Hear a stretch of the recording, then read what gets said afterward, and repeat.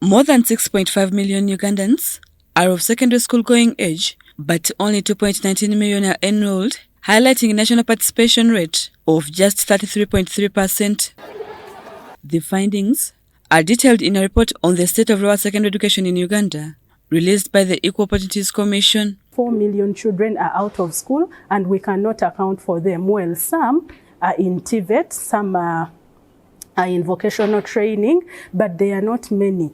We have a number of children, a number of youth who are not in employment, who are not in education training as well. We cannot account for them. Where are some of these children? Research across 20 districts, including Karamoja sub-region areas, such as Kabong district and Amdat, Tora and parts of West Nile, reveals persistently low secondary enrollment rates. Schools should be constructed. For example, in Kabong, where I mentioned, out of 18 sub-counties, only 2 sub-counties have schools. The children are there, the children need these schools, and the parents need to be sensitized on the importance of education. The parents need to be talked to. In districts like Kabong and Amdat, despite having large populations, there are only about 5 government-seat secondary schools, serving over 20 sub-counties, highlighting significant inequalities in access.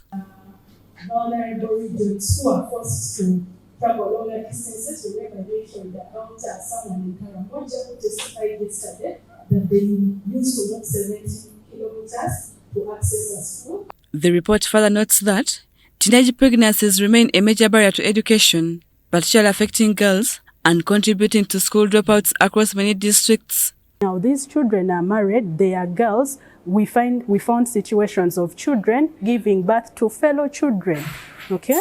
We condemn this vice, it is so wrong, and teenage pregnancies were found to be so high. Stakeholders from various government MDAs also raised concerns over low budget allocations to the education sector, as well as limited dissemination of critical information, which continues to hinder effective service delivery. When you look at what government is doing under UGIFT, the construction of seed secondary schools, that is not enough. There are also partners who have this money. They should be able to support government to address those gaps. The proportion of the national budget that was allocated to education was 27%. But in 2024-2025, it's 12%. However, the Commissioner for Special Needs Education at the Ministry of Education and Sports says government is aware of the challenges and is taking steps to address them, including expanding school infrastructure and strengthening inclusive education programs. So that let all of us take responsibility. If your neighbor, a person, your neighbor in your village is not going to school, is there something that you have done as you may not pay their fees, but have you gone to that family to tell them, hey neighbor, why are we not taking children to school?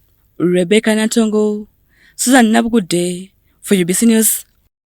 2 million children out of